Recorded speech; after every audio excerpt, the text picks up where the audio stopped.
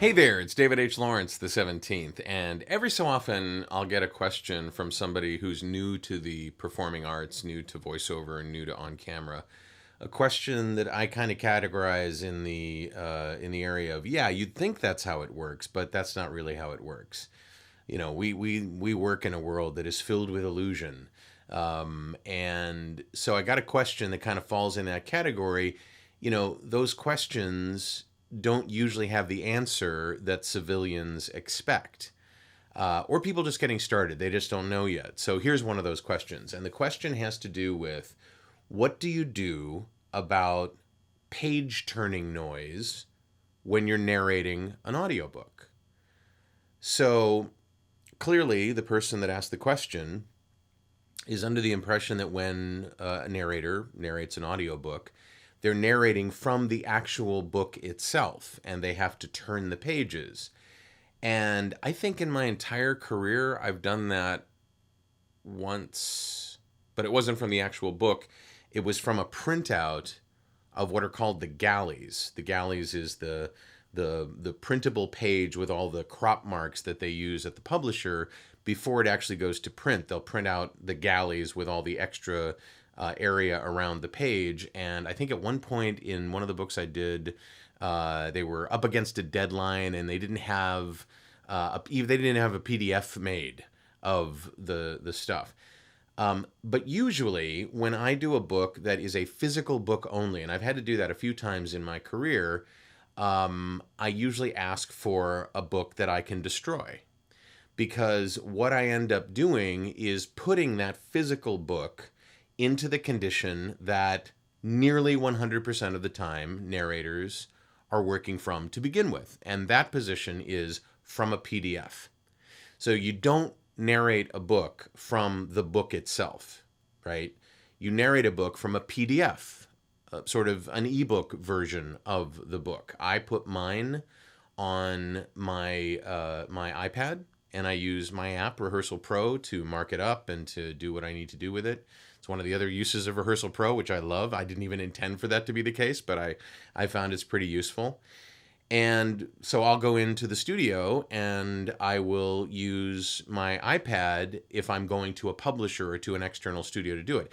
If I'm here in my studio, I teach in the classes for VO Heroes, I teach you how to put it in the app called Preview on Mac or Adobe Reader on PCs behind your recording window on the screen. So you're actually looking at the screen as you're narrating into your mic. So it's always from an electronic version. Even those rare times when I was presented with the only option being a physical book. I did a narration of a book, I think it's called The Last Days at Arlington. Awesome book. But unfortunately, it was printed last in 1976, 74, something in there. There wasn't such a thing as a PDF back then, and there was no PDF copy available for me to run to. So I said, okay, may I keep this book? And like, do I have to return it? And they said, no, it's actually, they actually bought the book from a library because it had the Dewey Decimal System little sticker on it from the library wherever they bought it. So they sent me the book. And I actually took a razor blade to the book and I burst it. It's called bursting. I sliced through the spine of the book, all the way through all of the folios, the bound folios of all the pages, and separated everything into pages. So I basically had a stack of pages of all the book without the cover, I think I took off the blank pages and so on. And then I did something that is just joyous. You can either go to a FedEx office or a copy shop near you and have them scan it in. They'll probably, if you go to a FedEx office, they'll give you grief about it being copyrighted material and you have to talk them into doing it. And you say, look, I have the right, not only the right to do it, but the authorization to do it. Please scan this for me. They may say no. Like here in Los Angeles, FedEx office often won't even copy headshots for people because it's copyrighted material. But what I did was I bought a ScanSnap IX500 scanner from Fujitsu maybe I don't know, 10 years ago is when I got it. The newer model, which you see on the screen, is awesome, and it's cheaper than when I paid for it. I think when I paid for it, it was $4.99, and now it's $4.19 on Amazon, and I have a link below the video if you want to get it.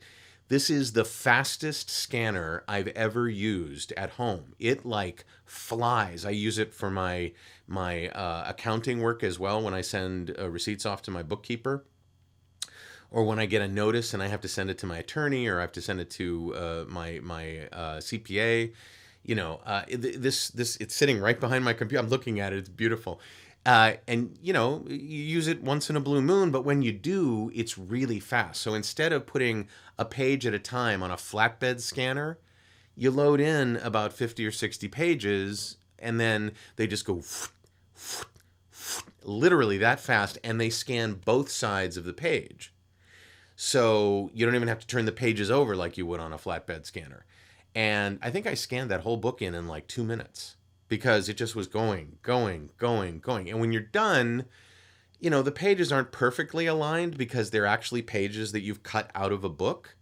But then you have the same effect as you would have today from a PDF copy of a book that you would get from a rights holder or from a publisher.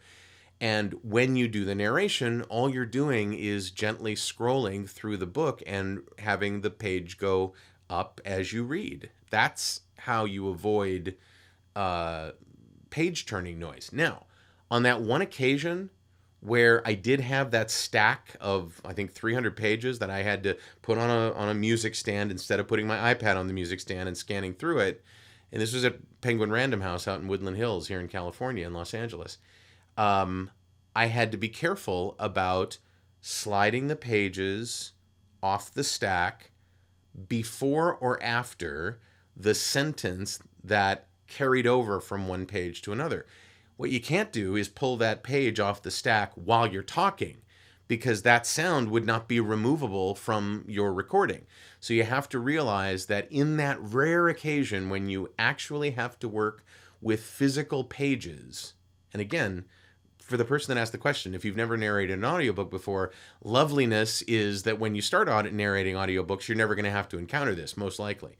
But if you do, you have to know that when you get down to the bottom of the page and you're about to go to the next page, you have to, make sure that that page movement noise, whatever it is in between a sentence. And then the engineer will then put everything together and line it up perfectly. But that's how you do it. You never make that noise under what you're narrating. And I think that may have been the impetus for the question. How do you get rid of that if you're saying, and then she went to the dog store and, yeah, I get it, right? So that's how that happens. I hope that answers your question.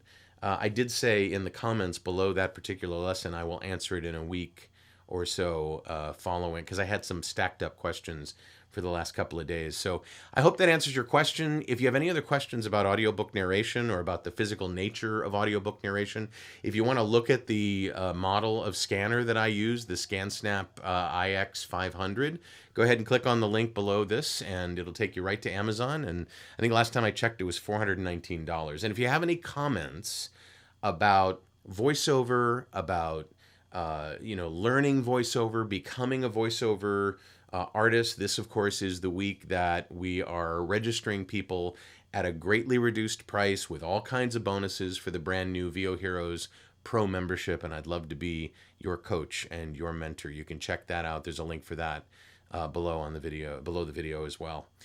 I'm David H. Lawrence the 17th. I thank you so much for listening and for watching, and I will talk to you tomorrow.